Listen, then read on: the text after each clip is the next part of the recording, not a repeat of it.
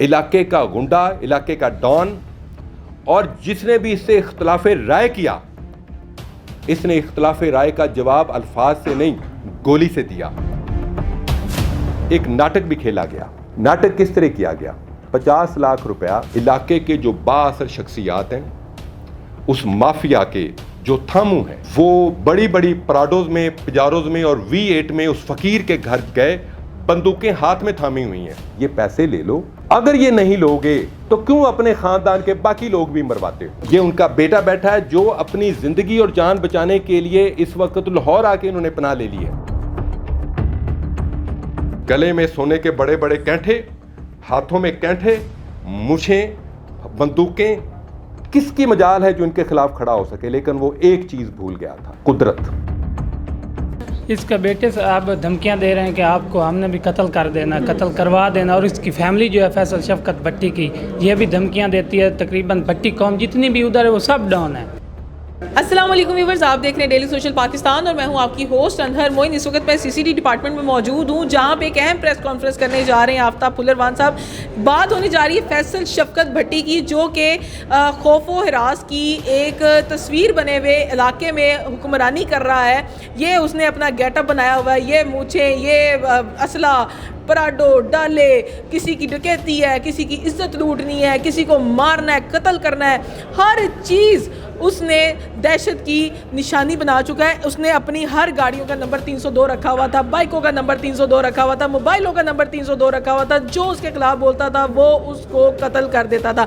यहाँ पे उसके 2 बच्चे भी मौजूद हैं, जो कि जिनके वालिद को सिर्फ इसलिए कत्ल कर दिया गया कि उसने एक नज़म उसकी दहशत के खिलाफ लिखी थी, उसकी जो अमली एक तस्वीर बनाने की कोशिश की थी, को लफ्ज़ों की शक्ल देखी कि तुम किस कदर जालिम इंसान हो। उसके 12 साल के बेटे को मार दिया गया, उसके भाई के बच्चों को मार दिया गया, उसे मार दिया गया, उसके भाई को मार दिया गया, 6 कत्ल, उसके दोस्त को मार दिया, 6 कत्ल कर दिए, 7 कत्ल उससे कबल कर लिए। और कत्ल करने के बाद यही शख्स सुलह के लिए सामने आ जाता है कि अब तुम लोग सुलह करो और मुकदमात वापस लो, नहीं तो तुम लोगों को भी मार दिया जाएगा।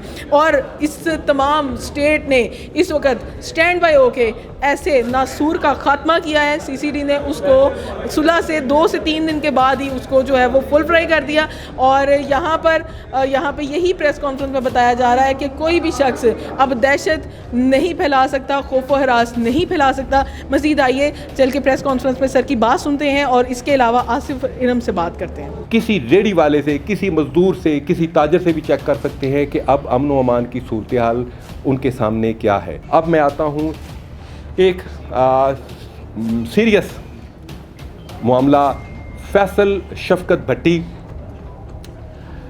जिसने एक अपनी वीडियो वायरल की कि जी मैं अपने आप को अदालत में पेश करने के लिए, कानून का फेस करने के लिए मैं जा रहा हूं।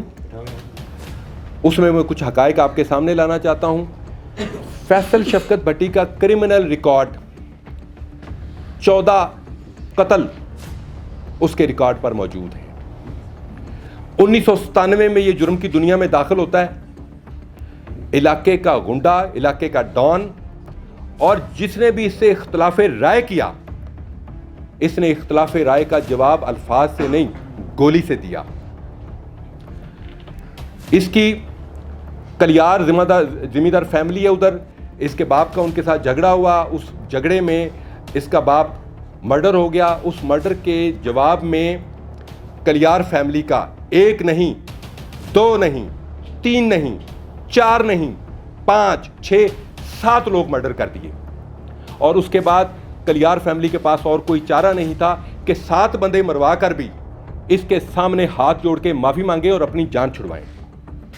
उसके बाद 2024 फरवरी सरगोदा में एक गरीब आदमी लेकिन बाशऊर और पढ़ा लिखा मोहम्मद नवाज, जो अपने आप को सादगी की वजह से और मिटे हुए होने की वजह से नवाज फ़कीर कहता था, उसका 3 मरले का रूड़ी का प्लाट, जिसे देहातों में रूड़ी होती है, उस पर फैसल शफकत भट्टी साहब ने कहा कि ये प्लाट मुझे चाहिए। उन्होंने कहा कि हुजूर आप मुरब्बों के मालिक हैं, मैं गरीब आदमी हूँ, मेरी यहाँ पे रिहाइश है, मैं नहीं बेचना चाहता। उसने कहा तुम्हारी ये मजाल कि फैसल शफकत भट्टी कहे और तुम एक फ़कीर हो के इसको ना बेचो। इनकी आपस में इसके ख़िलाफ़ इंतकामी कार्रवाइयाँ शुरू हो गई। वो शायर आदमी था, फ़कीर आदमी था, उसने इसके ख़िलाफ़ एक नज़म लिख दी। उस नज़म पर ये 26 फरवरी को 26 फरवरी 2024 को फैसल शफकत साहब अपने आप को फैमिली समेत मुल्क से बाहर ले जाते हैं और 28 फरवरी को पूरे 2 दिन बाद नवाज का बेटा, जो एक गरीब मजदूर आदमी एक नाई की दुकान पे काम करता था, उसे गोलियों से भून दिया जाता है। ये उनका बेटा बैठा है जो अपनी ज़िंदगी और जान बचाने के लिए इस वक्त लाहौर आके इन्होंने पनाह ले ली है। बिकॉज ये कहते हैं कि हमें गारंटी नहीं है कि हम इतने बड़े माफिया का मुकाबला कर सकेंगे कि नहीं। उसके बाद 28 मार्च को अभी ये काम एक नज़म के इंतकाम पर ये काम शुरू हो गया। 28 मार्च को नवाज का सगा भाई नज़र, उसे टारगेट किलर्स के जरिए मरवा दिया जाता है। देन उसके बाद अप्रैल में नवाज फ़कीर के 2 भतीजे और उसके सगे भाई नज़र के 2 बेटे कैसर और आज़म 16 अप्रैल को उन्हें गोलियों से छलनी कर दिया जाता है। पहले अगवा किया गया, बुरी तरह बहिमाना तशद्दुद का निशाना बनाया गया, फिर सीने में गोलियां मार के उनको मार के वो लाशें भिजवा दी गई कि ये उस नज़म का जवाब दिया है हमने तुम्हें। 25 नवंबर 2024 नवाज, जो अपनी ज़िंदगी बचाने के लिए दर बदर ठोकरें खाता फिर रहा था, उसको और उसके दोस्त को गोलियों से छलनी करके मार दिया जाता है। एक नज़म का जवाब, 5 कत्ल, 6 कत्ल, 5 एक फैमिली के, 6ठा उनका नवाज का दोस्त। वजह क्या थी? इम्प्यूनिटी, बेखौफी से कत्ल। कोई है जो इनके खिलाफ खड़ा हो सकता है? क्योंकि उनका जाका खुल चुका था। एक कत्ल के मुकाबले में 7 कत्ल, एक नज़म के मुकाबले में 6 कत्ल, और आप उनका फैसल शफकत भट्टी साहब का आप मीडिया पे हुलिया देख सकते हैं। गले में सोने के बड़े बड़े कैंठे, हाथों में कैंठे, मूछें, बंदूकें। किसकी मजाल है जो इनके खिलाफ खड़ा हो सके? लेकिन वो एक चीज भूल गया था, कुदरत। कुदरत में जालिम की रस्सी तो दराज होती है, लेकिन उसको अपने जुल्मों का जवाब देना पड़ता है। जिसका कोई सहारा नहीं होता, स्टेट उसका सहारा होती है। स्टेट, रियासत, रियासत जो माँ है, उस रियासत ने हिफाजत करनी है उन लोगों की जो बेसहारा हैं, उन लोगों की जो लड़ नहीं सकते, उन लोगों की जिनके पास मुकदमा लड़ने जोगे पैसे भी नहीं हैं।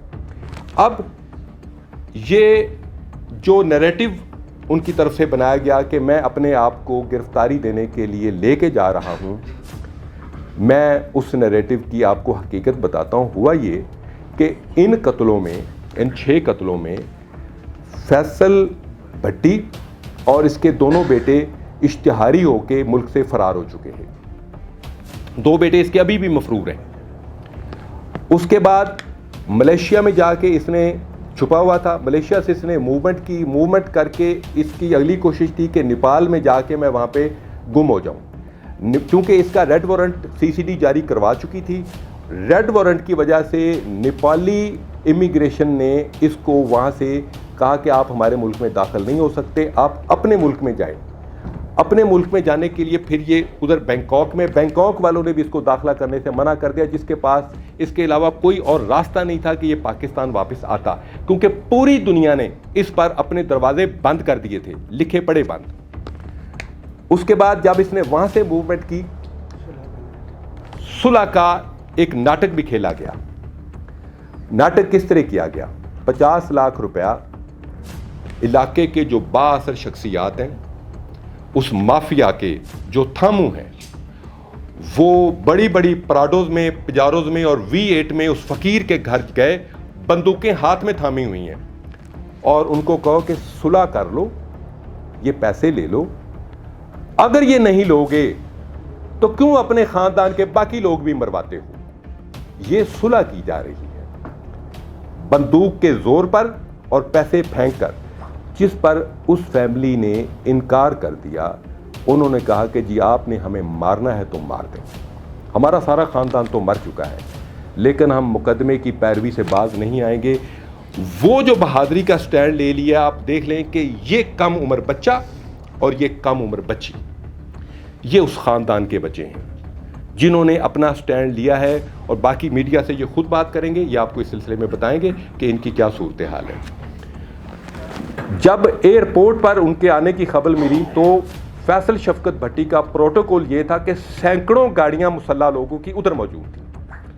वहाँ से लेके सरगोदे तक मुख्तलिफ जगहों पे थड़े लगे हुए थे कि हमने इसको किसी सूरत में भी इंसल्ट नहीं होने देनी कि गिरफ्तार करके हथकड़ियाँ लगा के इसको कोर्ट में पेश किया जाए। सरगोदा में इनके उसी मुसल्ला जत्थे ने पुलिस पार्टी पर असॉल्ट किया। पुलिस पार्टी ने जवाबी तौर पे सख्त मुज़ामत की। हमारे 2 जवान शदीद ज़ख्मी हुए, एक के बाजू में गोली लगी, एक के पाँव में गोली लगी। उस पर ये उनसे लेके छीन के भागे हैं। पूरे ज़िला सरगोदा में वायरलेस पे अनाउंस किया गया, उनका पीछा किया गया। जब पीछा करने के दौरान क्रॉस फायर में फैसल शफकत भट्टी मारा गया, जिस पर मुकदमा दर्ज हो चुका है। उस मुकदमे के हवाले से बारीक बीनी से हम तफ्तीश कर रहे हैं और उसमें इंसाफ के तमाम तकाजे पूरे किए जाएंगे। और ये मैसेज है कि पंजाब में सिर्फ कानून का बोलबाला होगा, शूटरिज्म नहीं चलेगी। अब गरीब आदमी, मिस्कीन आदमी, फ़कीर आदमी, उसकी हिफाजत करना स्टेट की जिम्मेदारी है। तो स्टेट अपनी जिम्मेदारी पूरी तरह से निभाएगी। अब वो मैं आपसे ही सवाल पूछता हूँ, तमाम लोग बाशऊर इस महकमे, इस माशरे के फ़र्द हैं। अब आपको लाहौर में मुसल्ला मुंह ढांपे हुए डाले वाले लोग तो नज़र नहीं आते? पंजाब में नज़र तो नहीं आते? शादी और ब्याह पर ऐसे लगता था, असला इस तरह आ जाता था कि जैसे यहाँ पे कुछ जंग छिड़ने वाली है। कानून का नफाज है। अब किसी के ये मजाल नहीं है कि वो अपने असले, गुंडे और नकाबपोश बदमाशों के ज़रिए गरीबों को दबा सके, मस्कीनों को दबा सके, बिकॉज़ अब कानून ने अपना रास्ता लिया है। और इंशाअल्लाह ताला आप आने वाले दिनों में और देखेंगे। इस वक्त लाहौर की अमन अमान की सूरत ये है, नेट पर चले जाएं, दुनिया के सेफेस्ट सिटीज़ में लाहौर की एंट्री हो चुकी है। लाहौर का जो क्राइम है वो लंदन और न्यूयॉर्क से भी कम है। ये एक अचीवमेंट है और ये अचीवमेंट सीसीडी, पंजाब पुलिस और सोसाइटी के बामी कोऑर्डिनेशन से हासिल हुई है। Thank you very much. कुछ सवाल आप पूछना चाहते हैं तो मैं हाजिर हूँ। जी वीवर्स, इस वक्त मेरे साथ नवाज फ़कीर के दोनों बच्चे मौजूद हैं, आसिफ और इरम। और इरम इस मुकदमे की मुद्दई भी है कि किस तरीके से इसके ख़ानदान के 6 लोगों को मार दिया गया। फैसल शफकत भट्टी को सीसीडी ने क्यों मारा, किस लिए मारा, कैसे वो दहशत की एक मिसाल बना हुआ था पूरे इलाके में। थोड़ी सी बात करते इरम से। अस्सलाम वालेकुम। वालेकुम अस्सलाम। इरम, इतनी हिम्मत की इस बंदे के ख़िलाफ़ खड़े होने के लिए, खुद नहीं डरी कि 12 साल का आपका भाई भी मार दिया, फिर उसके बाद आपके कज़न्स को मार दिया गया, तो सोचा था कि इसको अंजाम तक पहुंचाना है? जी, ये हमने सोचा था। देखें, अल्लाह फिरौन पैदा होता है ना, तो उसके खिलाफ एक मूसा भी ज़रूर अल्लाह पैदा करता है उधर। ऐसा ही तो है तो आपने सोच लिया था कि मैं इसके खिलाफ हूँ, ये बंदा जो कत्ल पे कत्ल करी जा रहा है, लोगों को डर नहीं लगा? नहीं, बिल्कुल नहीं लगा। नहीं लगा। क्या सोचा था स्टेट साथ देगी, मैं रेड जोन पे जाके खड़ी हो जाऊंगी, इसको बताऊंगी कि तुम्हारे खिलाफ कोई खड़ा हो सकता है? स्टेट ने तो हमारा बहुत साथ दिया है, इनका दिल से शुक्रिया। और अल्लाह भी तो है ना ऊपर, वो जालिम भूल गया था कि कुदरत है, तो अल्लाह पे यकीन रखा जाए तो जाहिर सी बात है उसने मर। जब भाई मारा गया था तो बाबा की क्या सूरत हाल थी? उस वक्त ये नहीं सोचा था कि चले जाएं, भाग जाएं, बस कर दें? बाबा ने आपका साथ दिया कि भाई नहीं, हमने मुकदमा लड़ना है? जी दिया, बाबा ने हमारा साथ दिया कि जी इसके ख़िलाफ़ मुकदमा लड़ना, ये बहुत बड़ा जालिम है। चलो हम तो कुर्बानी दे रहे हैं, हमने दी तो इलाके के लोगों का भला हो जाएगा। सब लोग दहशत में थे, इसने दहशत इतनी फैलाई हुई थी कि बच्चा। आगे इसके बेटों का क्या है? इसके बेटे से आप धमकियां दे रहे हैं कि आपको हमने भी कत्ल कर देना, कत्ल करवा देना। और इसकी फैमिली जो है फैसल शफकत भट्टी की, ये भी धमकियां देती है। तकरीबन भट्टी कौम जितनी भी उधर है वो सब डाउन है। हमारा आला अफसरान से अपील है, जनाब सुहेल ज़फ़र चट्टा साहब से और सीएम पंजाब हमारी जो है, और चीफ ऑफ आर्मी स्टाफ से, वज़ीर आज़म से हमारी अपील है, और हमारे जनाब RO सरगोदा जनाब मार बाबर जोया साहब से अपील है, रिक्वेस्ट है कि हमारे साथ इंसाफ किया जाए, ज़्यादती ना हो जाए। इस जालिम भट्टी कौम को अपने अंजाम तक पहुँचाया जाए। यानी कि अगर वो मर भी गया तो उसके पीछे इतने चेले मौजूद हैं जो बाकियों के साथ वही हरकत करने में मसरूफ है। वही मसरूफ़ है। इसके शूटर्स भी हैं।